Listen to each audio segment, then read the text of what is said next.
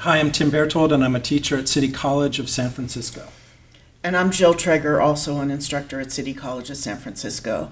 We wanted to talk today about stress, and not just the stress that a community health worker feels, but the stress that a client can experience.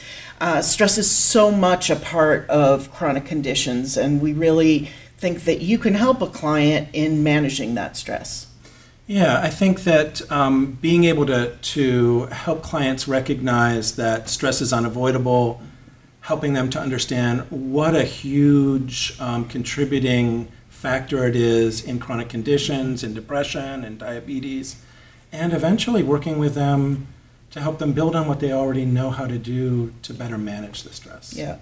I think, if you ask a client what are some things you do to relax, even if they haven't often taken the time to relax, they do know some things that they like to do. It might be listening to music, it might be taking a walk, but I think having a CHW really support that, encourage that, and say, I am concerned for your health, and I think part of how to take care of yourself can be to make sure you're monitoring your own stress is a great thing. Yeah, and it doesn't need to be like you're going to go to a meditation class, or if you've never meditated before, suddenly you're going to do it and you're going to do it 12 times a day.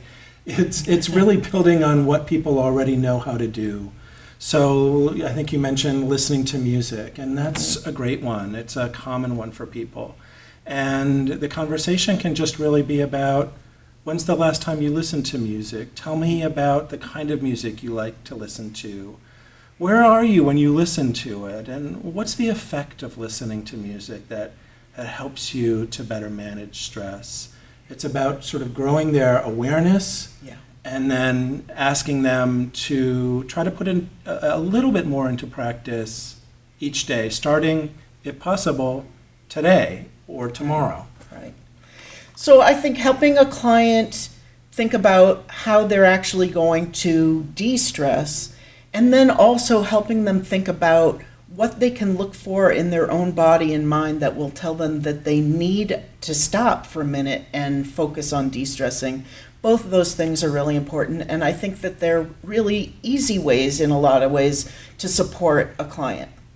And at the same time, this can also be a reminder to you that you need to try to practice what you're teaching the client, and take a moment to do what you know how to do to relieve your stress.